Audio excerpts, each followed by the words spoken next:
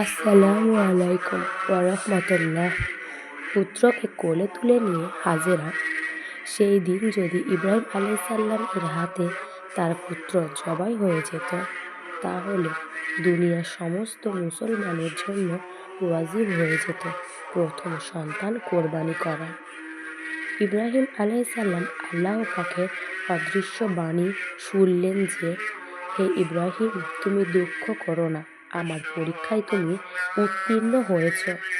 তোমার পুত্রকে জবেহ করা আমার উদ্দেশ্য ছিল না, আমি কেবল পরীক্ষা করে দেখলাম। আজ থেকে তুমি আমার পরম বন্ধু খলিল। এই অদৃশ্য বাণী শুনে ইব্রাহিম আলাইসাল্লাম পুত্রকে নিয়ে মহা আনন্দে হাজেরার নিকট গিয়ে তার কথা সব ঘটনা খুলে বললেন। প্রিয় পুত্রকে ফিরে পেয়ে হাজেরা আল্লাহ তাআলার অশেষ শুকর আদায় করতে লাগলেন। এই ঘটনায় কিছুদিন পর ইব্রাহিম আলাইসাল্লাম তার বাসস্থান কেনানে চলে গেলেন। বিবি হাজেরা ইসমাইল আলাইসাল্লামকে নিয়ে মক্কা নগরীতে রয়ে গেলেন। ওইদিকে বিবি সারার গর্ভেও একটি পুত্র সন্তান জন্মগ্রহণ করল। তার নাম রাখা হয়েছিল ইসহাক। পরবর্তীকালে তিনিও ইসমাইল আলাইসাল্লাম ওর মতোই নবুয়ত লাভ করেছিলেন।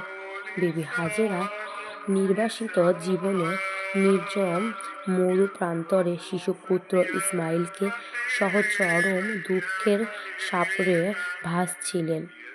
তিনি জীবনে সুখ শান্তির মুখ খুবই কম দেখেছেন। তার শেষ জীবনে পুত্রের দ্বারা কিছু শান্তি করলেও তিনি স্বামীর সুখ থেকে ছিলেন বঞ্চিতা। অতৃপ্ত জীবনটা না পাওয়ার যন্ত্রণা দহনে যেন সর্বদা ধিক ধিক করে জ্বলছিল। ফলে আস্তে আস্তে তার শরীর ভেঙে পড়ছিল। এক সময় তিনি দুর্বল হয়ে পড়েন। একদিন স্বামীর অনুপস্থিতিতে বিশ্ব জনতার মা বিবি হাজেরা এই পৃথিবীর মায়াবন্ধন ছিন্ন করে পরপারে চলে যান। ইন্না লিল্লাহি ওয়া ইন্না ইলাইহি রাজিউন। কিছুদিন পর ইব্রাহিম আলাইসাল্লাম ধর্ম প্রচারের কাজে অবসানে মক্কায় ফিরে এলেন, কিন্তু তার বিবি দুঃখিনী হাজেরা আর নেই। ইতিমধ্যে তিনি চিরশান্তিময় বেহেশতের বাসিন্দা হয়ে গেলেন। ইব্রাহিম আলাইসাল্লাম তার প্রিয় পত্নীর পরপারে যাত্রার সময় তাকে কাছে থাকতে না পেরে আজ ব্যথিত হৃদয়ে কেঁদে কেঁদে তার আত্মার মাগফিরাত কামনা করলেন।